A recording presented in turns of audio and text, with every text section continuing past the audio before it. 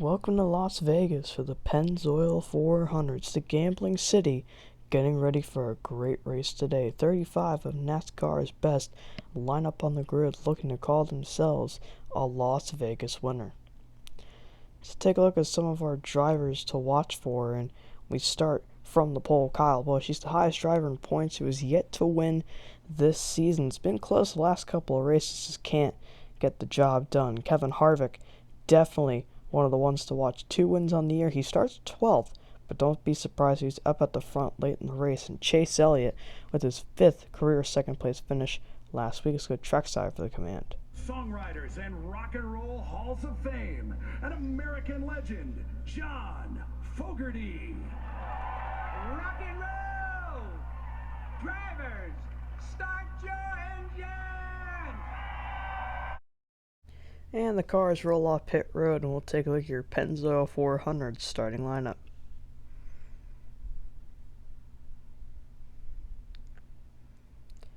In row 1, it's the Las Vegas native Kyle Busch starting as the Toyota teammate Martin Truex Jr. Row 2, Kyle Larson and Chase Elliott, 2 young stars in row 2. And then in row 3, 2 veterans, Kurt Busch, also from Las Vegas, and Jimmie Johnson. Row 4, Matt Kenseth next to Brad Keselowski. And rounding out the top 10, Denny Hamlin next to Clint Bowyer. In row 6, Kevin Harvick, who's starting outside the top 10 for the first time this season, next to Eric Jones.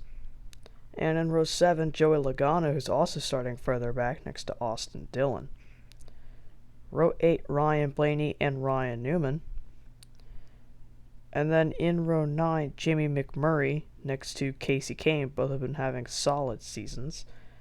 Row 10, Ricky Stenhouse Jr. and the rookie Daniel Suarez.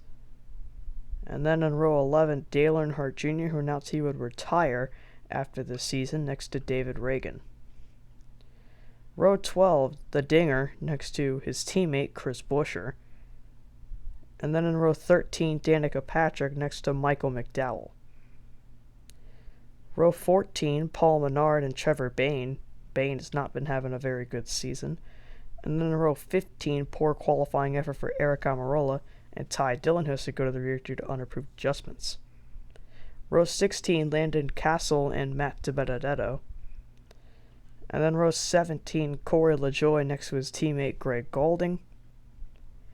And rounding out the field, he's back this week in the number 7, J.J. Yaley. Here are the Lowe's race facts. 80 lap stage 1 and stage 2.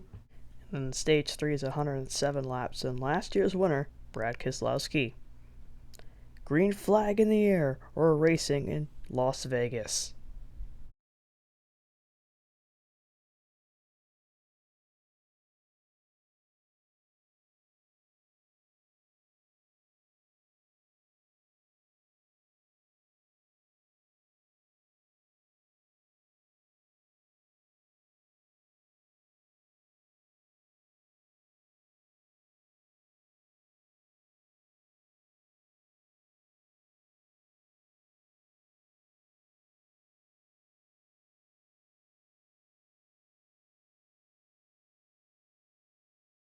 A usual rowdy start for Kyle Busch. He is up by half a second on Martin Truex Jr., and it'll be Kyle Busch who leads lap 1 of the Pennzoil 400.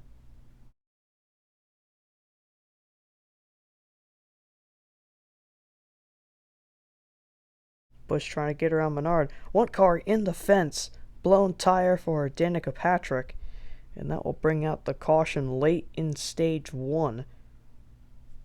And let's take a look at the replay, and this looked like Danica, yeah, she just blew a right front tire and went head on into the outside wall. Thank goodness no one ran into her while she was up in the wall. But sucks. Danica so early in the race and already up in the wall. That'll be her second DNF of the year. Looks like she'll just have to move on and see what she can do next week in Bristol. But look at this. We got some cars staying out. We've seen this a lot recently with the new stage racing. Some cars on different strategies trying to see if they could pull off some stage points.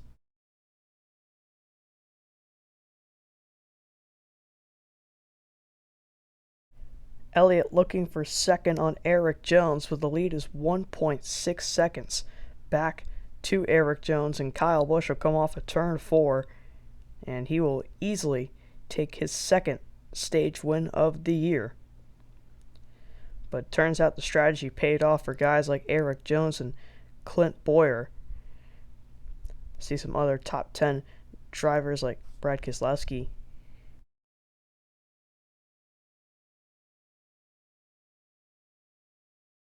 Kenseth's doing a good job in front. Spinner off turn 4. It's Eric Jones, who just finished third in the stage, and he's going to go through the grass. And the caution will come out on lap 97, not too far into our second stage. And Eric Jones, he'll be able to drive away. Thank goodness the splitter didn't dig into the grass. Had to run off turn number 4 and try to come down in front of Kevin Harvick, but Harvick was already there, and he spun off his front nose. Really unfortunate. Jones had a good car. Like we said, finished third in stage 1. Just wrong place at the wrong time. Just a rookie mistake. And here's the wreck in full time. See, Jones just got a nice run off the top and tried to go somewhere with it. And unfortunately, Harvick was on his inside.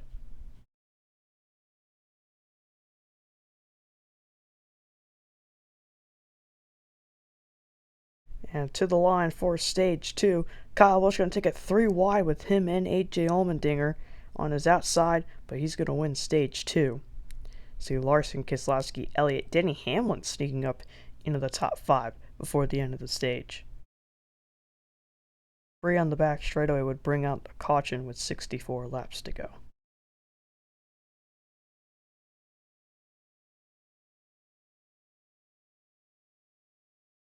This is Kyle Busch's chance. Spinner off turn 2, it's Ricky Stenhouse.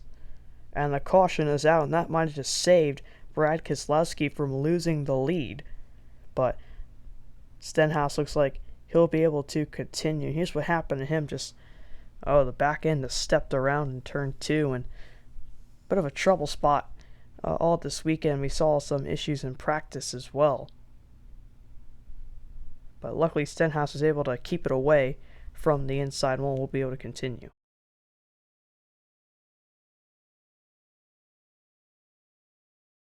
Kyle Larson trying to join this fight. There goes Jimmy Johnson. And the contact between him and Martin Truex on the restart might have cut down the left rear tire. Let's take a look at what happened, and that's exactly what happened. That tire is flat from that contact on the restart, and just couldn't do anything. Tried to stay low so that no one would hit him.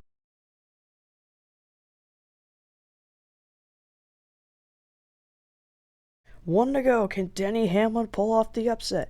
Hamlin dives to the apron, trying to get a run on Kyle Busch. Busch trying to fight back on the outside. They touch, they make contact. Huge wreck in turn 4. And the caution comes out. They got to the overtime line for a big wreck in turn 4.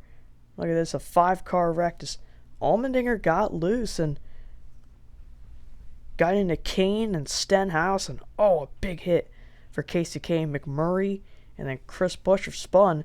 But thanks to the caution, Denny Hamlin's your winner. It's his first win of the season and the second for Toyota. So if you take a look at your results, Kyle Busch had the best car and comes home second. Maybe if he had a whole final lap, we would have gotten an amazing finish to this race. First finish outside the top 10 for Joey Logano this year. Another good finish for Austin Dillon and Eric Jones. And then on this page there's some guys involved in that wreck like Buescher and Stenhouse. And then on to the final page, just the guys who didn't do too well or DNF'd. Landon Castle had a mechanical failure, so that's why he DNF'd.